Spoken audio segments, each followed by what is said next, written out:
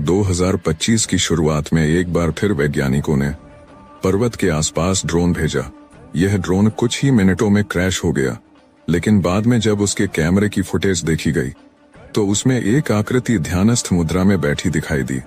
यह आकृति स्पष्ट रूप से किसी मानव जैसी थी, लेकिन उसकी त्वचा पर एक आभा थी, जैसे वह शरीर नहीं कोई ऊर्जा हो। वीडियो की गुणवत्ता कमजोर थी, लेकिन जो दिखा उसने यह प्रमाणित किया कि पर्वत के भीतर कोई तो मौजूद है जो हमारी पहुंच से बाहर है। नीलकंठ पर्वत को स्वर्ग द्वार भी कहा जाता है। यह मान्यता हजारों वर्षों से चली आ रही है कि इसी पर्वत के भीतर एक ऐसा द्वार है जो केवल विशेष समय पर विशेष साधना से खुलता है।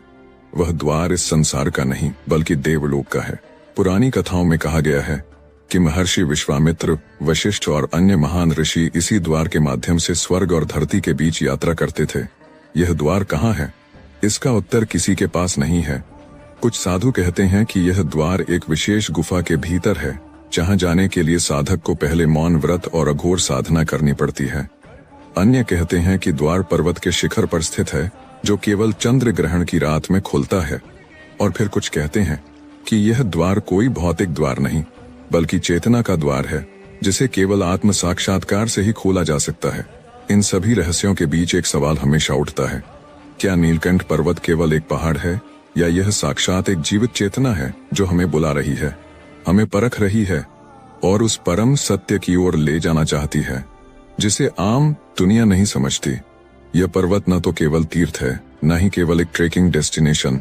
यह एक दरवाजा है भूत, वर्तमान और भविष्य के। नीलकंठ पर्वत कोई साधारण स्थान नहीं है।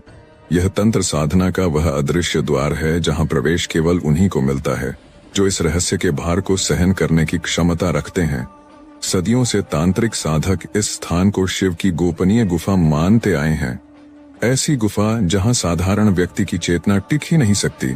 कहा जाता है कि यहाँ की ऊर्जा इतनी तीव्र है कि चेतना के पर्दे फटने लगते हैं। यह कोई प्रतीक नहीं बल्कि प्रत्यक्ष अनुभव है, ऐसा अनुभव जिसे अनेक साधकों ने साझा किया है। उन्होंने कहा कि यहाँ आते ही माथे के बीच कुछ खुलने जैसा महसूस हुआ, एक तीसरी आंख जो अब हर दिशा को देख रही थी। इस स्थान पर साधना करने वालों ने केवल अनुभूति नहीं की बल्कि उसे पूर्ण रूप से जिया है।